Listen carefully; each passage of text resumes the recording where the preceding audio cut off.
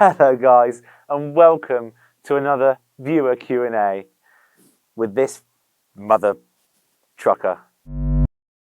Let's get straight to it. Lots of questions. This time I went for Instagram. I think KTM is a bit more Instagram, whereas the Suzuki I rode last week was a bit more Facebook. Head honcho Fox says, it's feeling performance versus Gen 1 with the system. I'm so reluctant to sell my Gen 1. Mate, throw it in the sea. The Gen 1 was almost like a prototype. It was raw, unforgiving.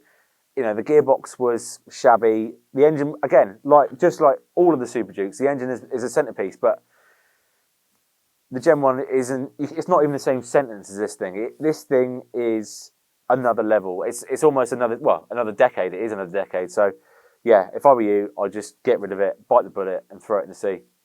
Bryn Andrews says, is it possible to have it as an only bike, or is that just a surefire way to lose your license? Really good question, because previously, I don't think I could live with this as a track bike. It just lacked something. The Gen 3 was much better. The Beast 3.0 was much better, but this is another level. I think it's got everything. It's got the power, it's got the handling, it's got the whole package. So yes, I would definitely have this as an only bike. But at the same time, yes, it is a surefire way to lose your license. How big was your erection? I mean, I'm a 5-inch guy. It was a full 5 inches, and I think if you have watched this video, the previous video beforehand, you can tell I have a massive Casey Stoner. So Pedro P. Silva says, does the wheelie control hold certain wheelie angle? I've got to say, this is a very Ducati thing. It's not a very KTM thing, saying that this is certain degrees of wheelie. It was a bit random. I'm not gonna lie. That was probably one I didn't really think about that at the time, but that was a very good question. Thank you, Pedro. It's a bit random, but you get the rough gist of things. It's meh, meh, meh, or meh. So, but yeah, it's not to a degree. It's not bang on. Ham spam jam lamb. Can you do some shopping on it? Again, we didn't get to ride on the road, but it is super easy to ride. I mean, of course, we were going 10 tenths, or I was going about 7 tenths today, but it is super easy to ride, so there's going to be no problems riding it on the road. It's just, again, how careful you've got to be, and you've got to wind your neck in. So, but yes, you can do shopping on it.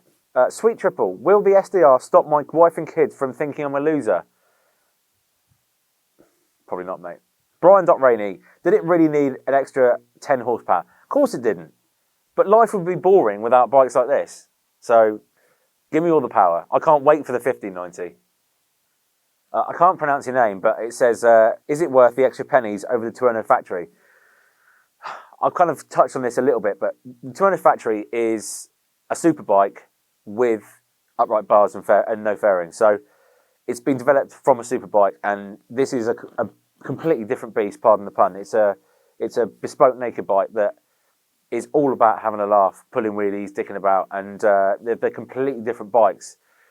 But for me, if I wanted a bike like that, I'd just buy a super bike. Whereas this is the perfect kind of in-betweener. So I'd say yes, it is.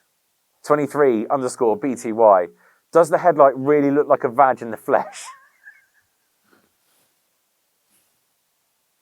I don't know what badges you've been looking at, mate, but big old gapers. Again, I can't pronounce your name. 3 biggest changes. Well, the engine, for starters. I mean, it's just fucking nuts. I've said it again. I'm bored of saying it. It's just fucking nuts. Obviously, the camshaft technology, the extra power, the extra 10 horsepower, the extra torque. That's the big one. Obviously, the looks. You can't deny that. And of course, the electronics, the Evo, I haven't really talked much about the Evo. The Evo has an onslaught of trickery, and something that, it's difficult to get your head around just how much it's got. But yeah, those are 3 big changes. Gnar's Head, or Gnar's Head.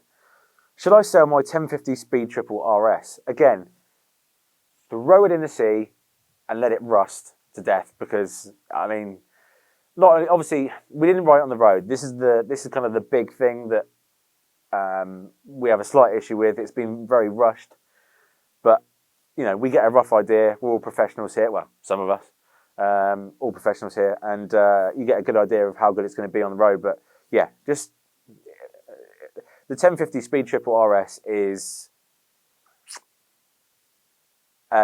naked, not a super naked. The General Bizzle, would it pull your foreskin back if you bracked it too hard? Absolutely, mate. Absolutely.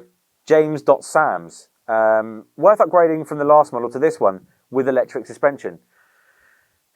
I mean, it depends how you like your onions. If you like them boiling and a little bit leery, then there's nothing wrong with the old bike at all. The old bike is brilliant. It's a big step up, but it's not this. It's not the 1390. This, like I said, this has got everything. I would say yes. I don't own the previous gen, but yes, I would say definitely upgrade. Last question, Pete Jackson. If you are not riding at 10/10, will you notice a difference over the Gen 3 bike? Again, great question. You would do, just by obviously looking at it and hearing it and the camshaft and everything else. But if you're just riding on the road, then the differences wouldn't be as tangible. So, yeah, great question, Pete. They wouldn't be as noticeable. They're obviously noticeable, but I am in love, and I don't think I'm going home to my wife because, I mean, thankfully there's a grill over the exhaust because I would commit some serious mecha filler right now.